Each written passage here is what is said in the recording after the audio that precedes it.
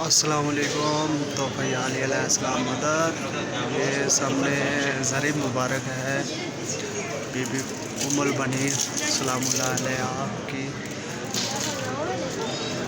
माशाल्लाह हम इस वक्त ज़ियारत पे हैं, ज़ियारत उम्मुल बनीन सलामुल्लाह अलैहा। ये मौला अब्बास की वालदा का रोज़ा मुबारक है।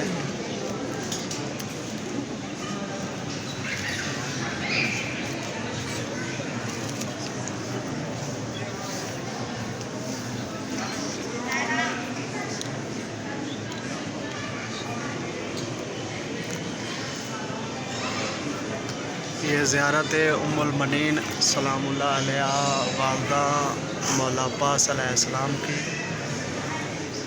और इस वक्त हम कौम शहर में हैं।